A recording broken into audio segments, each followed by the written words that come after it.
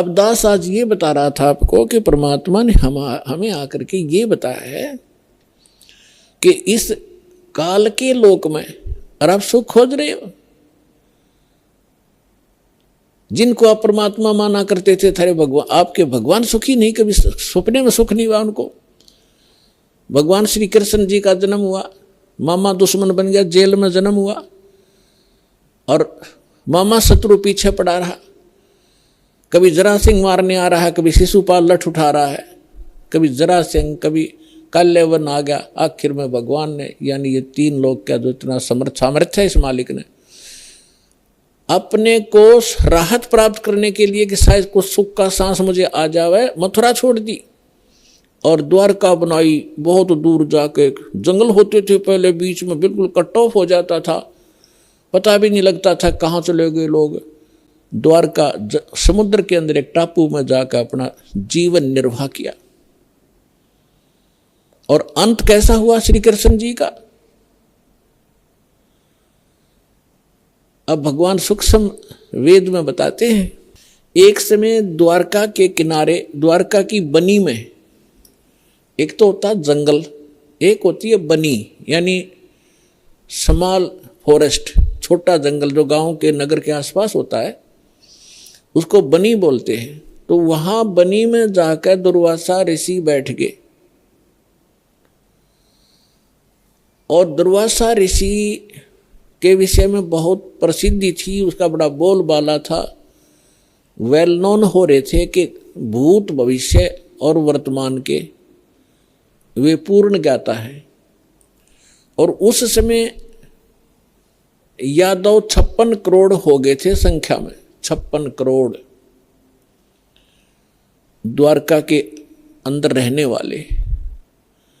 और भगवान श्री कृष्ण जी ने कुछ एक ऐसे शरारती तत्वों को मार डाला था जिस कारण से वो हीरो पा के गए थे। प्रत्येक के हृदय में ये हो गया था कि इनसे ताकतवर पृथ्वी पर कोई नहीं, जिस कारण से यादव अभिमानी हो गए थे।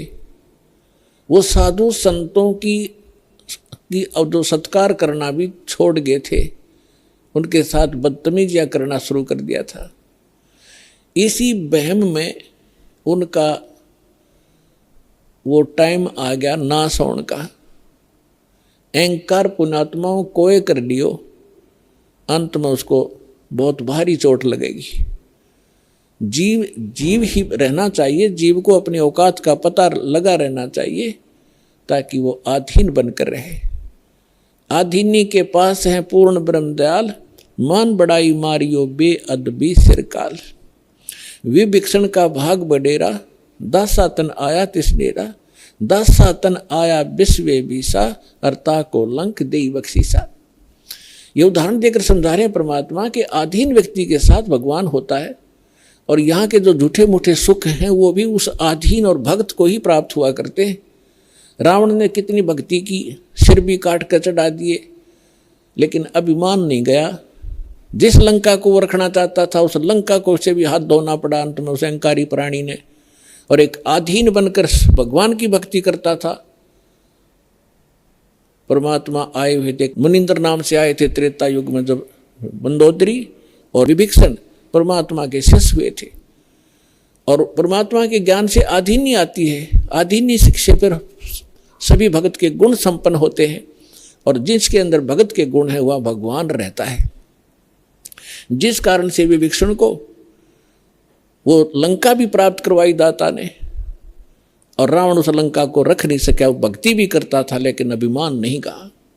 तो कहने का भाव ये है कि इस सत्संग से आपको हर एक पहलू पर रोशनी दी जाएगी ताकि आप परमात्मा के इस तत्व ज्ञान की रोशनी से कहीं ठोकर ना खावें, कहीं गिर ना जावें, अपना काम ना बिगाड़ लें। ये फाउल पॉइंट आपको गिनवाए जा रहे हैं भक्ति के अंदर जो होते। तो यहाँ परमात्मा कहते हैं कि आदीनी के पास है वो पूर्ण ब्रह्म दयाल, मान बड़ाई मारियो हो बेअदबी सिरकाल। विभीषण का भाग बडेरा, के बड़ भागी था विभीषण, कि दासा तन आया तिसनेड़ा, कि उसके पास आधीनी आई। विभीषण का भाग बडेरा, दासा तन आया तिसनेड़ा। दासा तन आया विश्वे बीसा, जाको लंक दई बख्शीसा। ऐसा दासा तन है भाई, लंक बकसते वार न लाई। फिर परमात्मा कहते हैं कि उस नम्र आत्मा विभीषण भगवान की सतभक्ति करता था, तो यह झूठा सुख भी अगर तुम्हें चाहिए तो भी इस तरीके से मिलेगा। अधीन रहो, जब तक रहो आपको सुख का सांस रहेगा और फिर मोक्ष प्राप्त हो जाएगी। अब हम आते हैं उसी प्रसंग पे कि यादव सभी भगवान श्री कृष्ण जी की आड़ में अहंकारी हो गए, साधु संतों का सत्कार त्याग दिया, उनके साथ मजाक करने लगे। तुम क्या हो, तुम भटकते फिरते हो जंगल में, हैं अपना कोई धंधा करके क्यों नहीं खाते हो, इस तरह की भाषा बोलने लगे। उस समय दुर्वासा जी उस बनी में जाकर बैठ गए, द्वारका के बाहर थोड़ी सी दूरी पे।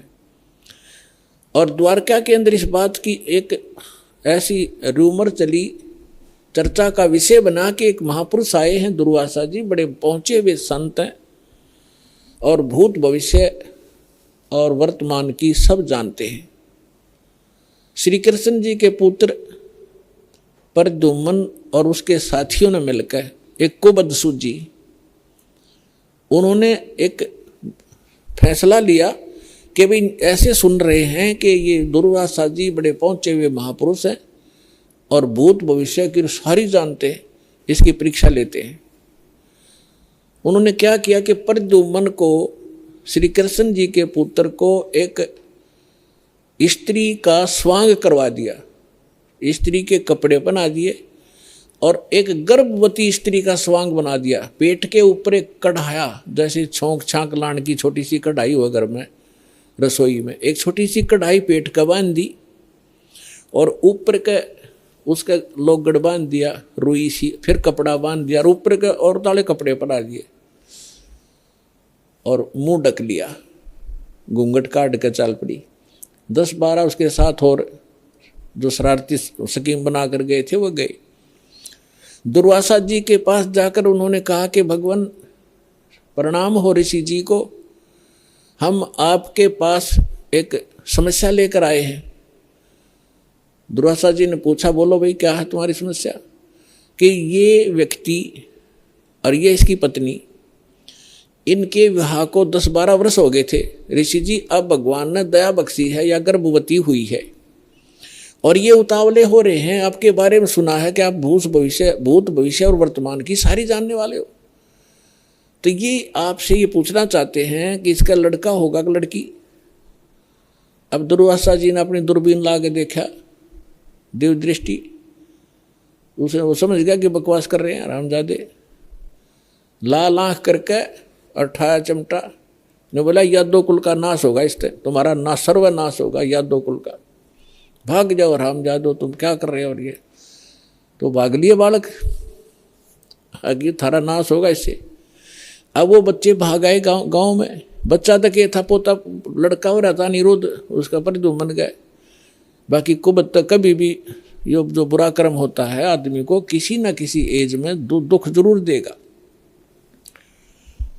तो नगर में जब आए उन्होंने सबको बताया कि ऐसे ऐसे हम गए थे। दुर्वासा जी तो सचमुच जान गए, वो तो सचमुच जानकार है। उन्होंने बता दिया कि ये गर्भवती नहीं है और तुम्हारा नाश होगा, जिससे तुमने गर्भ बना रखा है इसका, इससे तुम्हारा नाश होगा। तो गांव के जो मुखिया और बुद्धिमान से व्यक्ति बुजुर्ग थे, उनको चिंता बनी कि बच्चों ने तो बकवाद कर दी और उसने श्राप दे दिया, सारे मरेंगे तब। तो उनमें से कुछ कहने लगे कि हमारे सिर पर भगवान श्री कृष्ण बैठे हैं। वाह भाई वाह, ये भी कोई डर की बात है, चलो उसके सामने उनसे प्रार्थना करते हैं। अब श्री कृष्ण जी के पास गए, श्री कृष्ण जी से जाकर अपना चिंता का विषय बताया कि भगवान ऐसे ऐसे बच्चों ने मजाक कर दिया और दुर्वासा जी ने श्राप दे दिया, और दुर्वासा जी का श्राप तो बिजाइल कैसा है, ये तो वापस हो ही नहीं सकता। तब श्री कृष्ण जी से कहा कि आप ही हमारी रक्षा कर सकते हो, आप समर्थ हो, सर्वशक्तिमान हो, आप विष्णु अवतार हो, जैसे भी उनके गुणगान किए। श्री कृष्ण जी ने कहा कि भाई देखो, बच्चों को वहीं भेजो और दुर्वासा जी से माफी मांगे, वो अक्षमा करेगा तो बात बनेगी। उन बच्चों को लेकर नगर के मुखिया व्यक्ति, मौजिद से जो बुद्धिमान व्यक्ति, बुजुर्ग से सारे एक साथ गए, हजारों की संख्या में। दुर्वासा जी के सामने उन बच्चों को कहा कि माफ़ी मांगो। उन्होंने प्रणाम किया, माफ़ी मांगना चाहा, अक्षमा याचना की, लेकिन दुर्वासा जी ने कहा कि जो मेरे मुख से वचन निकल गया वो वापस नहीं हो सकता।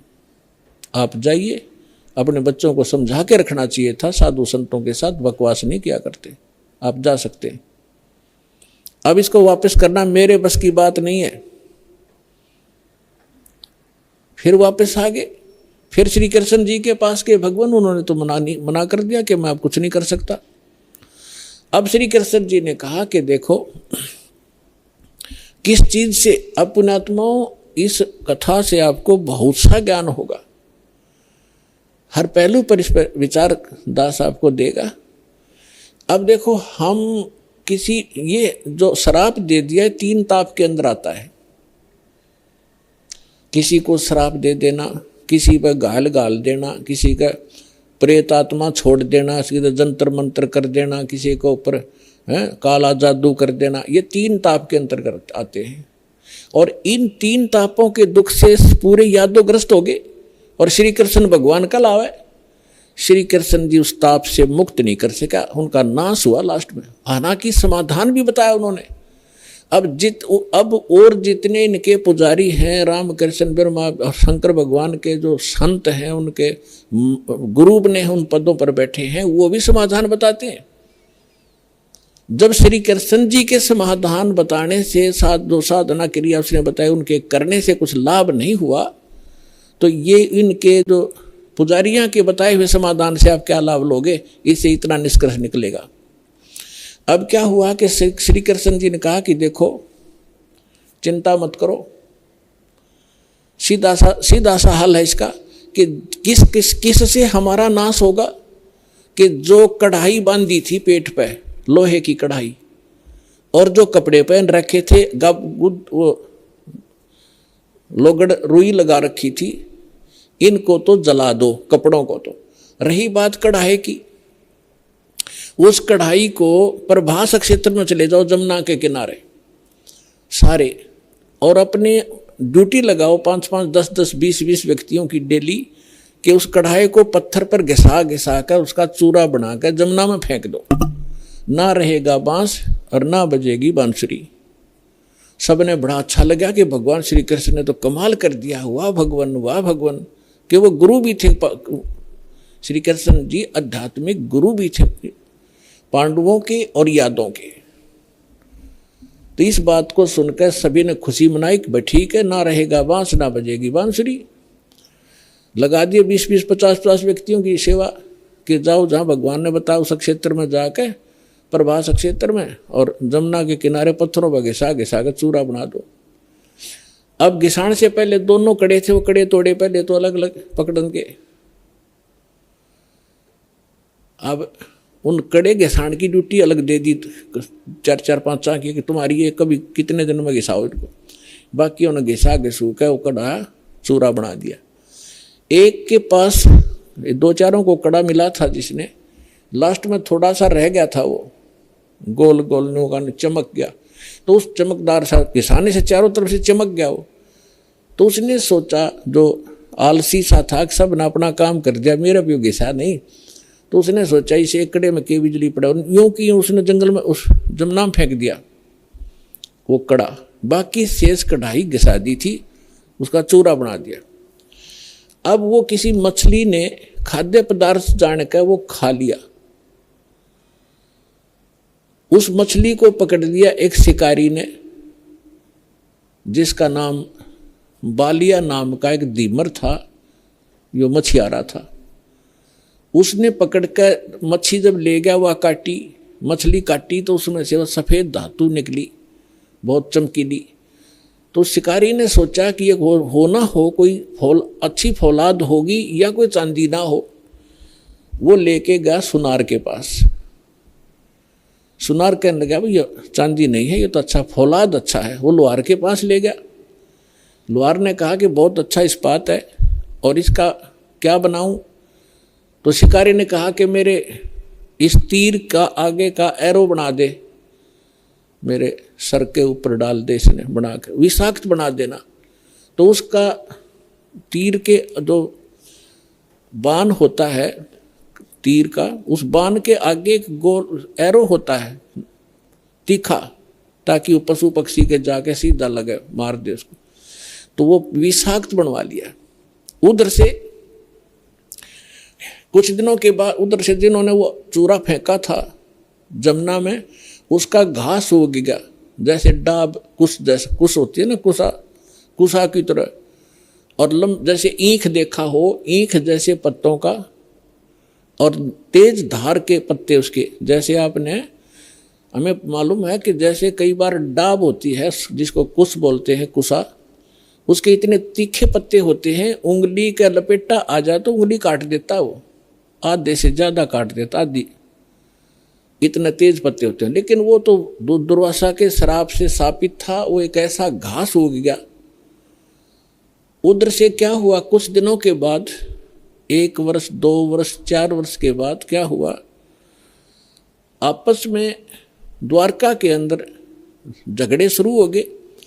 छोटे बड़े की लाज रही नहीं, छोटी सी बात पर मार काट मचा दी, छोटी सी बात पर कत्लेआम करने लग गए।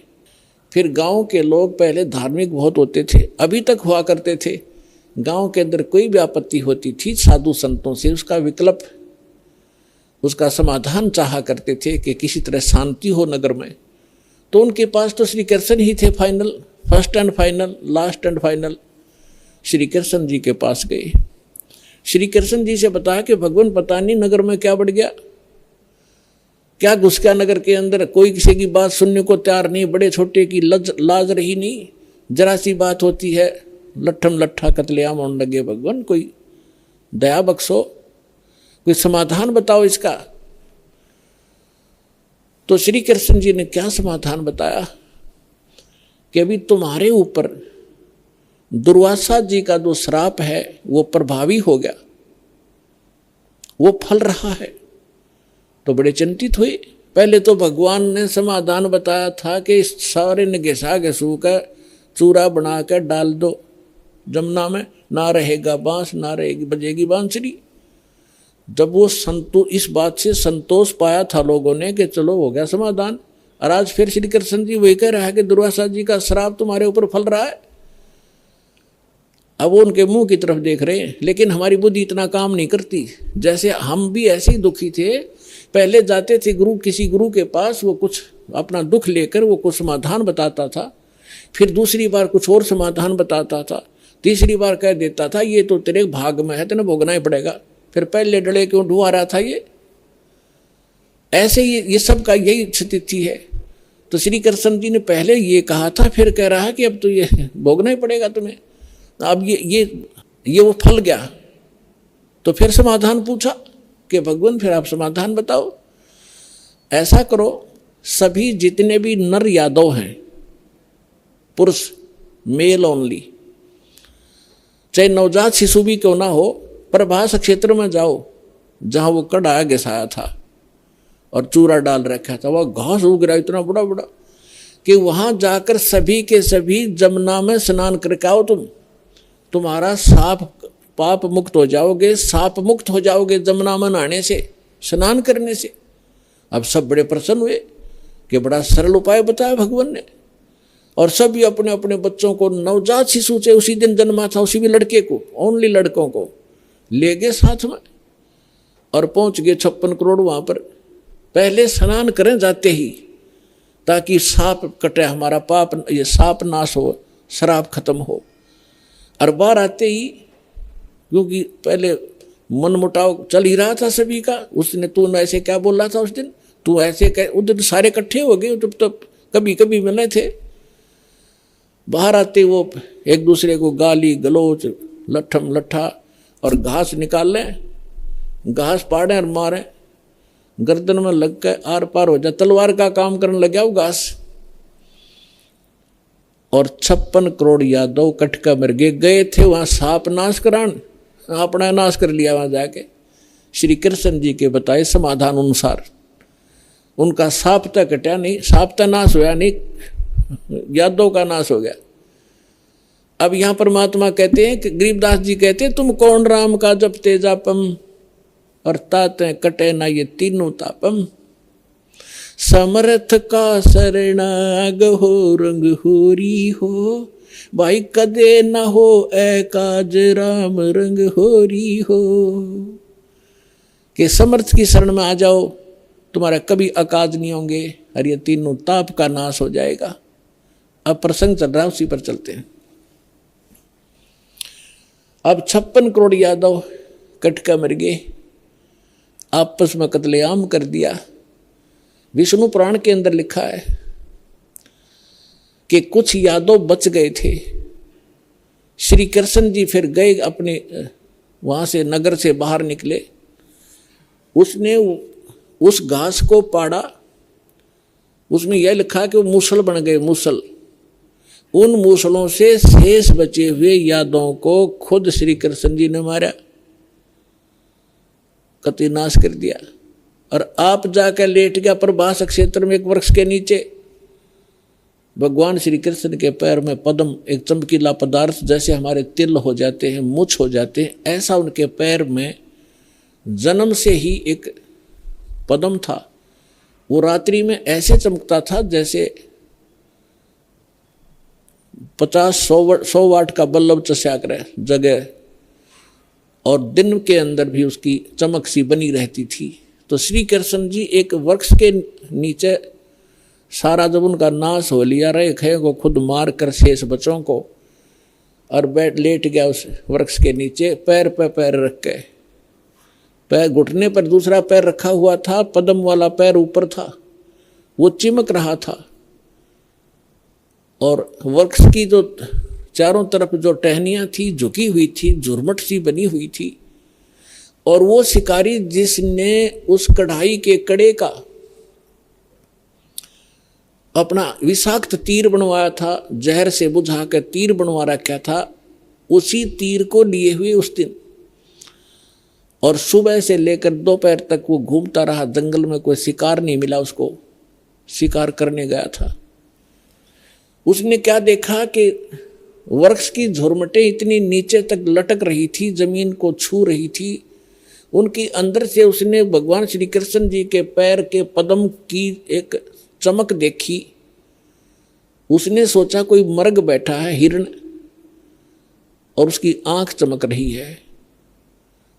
यदि मैं इधर से उधर से जाऊंगा तो ये भाग जाएगा, कोई हिरण मुझे मिला नहीं है, क्यों ना यहीं से इसको मार डालूं। झुरमठों में से निशाना साध कर मर्ग की हिरण की आंख जान कर भगवान श्री कृष्ण के पैर पर तीर मार दिया विषाक्त। ज्यों ही तीर लगा, श्री कृष्ण जी कराहने लगे, रे मर गया रे, मर गया रे, मर गया रे। शिकारी ने सोचा किसी मनुष्य का लग गया, भाई ये तो बात बिगड़गी। दौड़ के आगे देखा, क्या देखा कि द्वारकाधीश मुकुट समेत वहां तड़फ रहा है। उस मुकुट आदि से वो पहचान गया कि ये राजा है। तब उसने करबद्ध होकर कहा कि भगवान मुझे गलती होगी, अनजाने में लग गया मेरी, आप तो अंतर्यामी हैं, आप सारी जानते हो, मेरी इच्छा नहीं थी आपको मारने की, मेरी कोई दुश्मनी नहीं थी आपसे, और ऐसे ऐसे मेरे से गलती होगी, मैंने आपके इस चमक को हिरण की आंख जाना। तब श्री कृष्ण जी ने कहा, क्योंकि काल के हाथ में रिमोट, वह दिव्य दृष्टि दे दी कि भाई ये तेरा और मेरा कोई पिछला अकाउंट था, वो क्लियर हो गया। तेरा और मेरा पिछला हिसाब था, वो क्लियर हो गया, तेरा दोष नहीं। अब वो शिकारी कहने लगा, भगवान आपका और मेरा, आप राजा में रंक, आपका और मेरा क्या हिसाब हो सकता है। तब श्री कृष्ण ने कहा कि मैं श्री राम रूप में आया था राजा दशरथ के घर, और आप थे बाली सुग्रीव के भाई। उस समय मैंने आपको वृक्ष की आड़ लेकर धोखा देकर मारा था, और आपने जब कहा था कि आपने ये बदला देना पड़ेगा, आप युद्ध के नियम से फेल हो गए हो, तब मैंने कहा था कि तेरा बदला दूंगा। आज तेरा मेरा वो अकाउंट क्लियर हो लिया। अब यहां परमात्मा कहते हैं बदला कहीं ना जात है इस तीन लोक के माही, सतगुरु मिले कबीर से फिर लेन देन कछु नाही। अब क्या बताते हैं कि तीन लोक के इन भगवानों ने भी अपना टिट फॉर टेट पूरा करना पड़ता है। तुम इनसे अपने संस्कार कटवाने की के लिए भक्ति कर रहे हो कि हमारा पाप कटे, हमें दुख दूर और सुख दे। ये अपने दुख नहीं दूर कर सके, तुम्हारे कैसे कर देंगे, भगवान कहा करते थे कबीर जी। और समर्थ कबीर साहब की शरण में आने से फिर ये लेन देन समाप्त कर देंगे आपका, कुछ नहीं बचेगा। सब अपनी कलम इनके पास, समर्थ के पास पावर होती है कि मासा घटे ना तिल बधे, विध ना लिखे जो लेख, और सच्चा सतगुर मेट कर ऊपर मार दे मेघ। अपने आत्माओं सूक्ष्म वेद में बताया है, दुर्वासा को पे तहा समझन आई नीच, 56 करोड़ या 2 कटे वो मची रुद्र की कीच।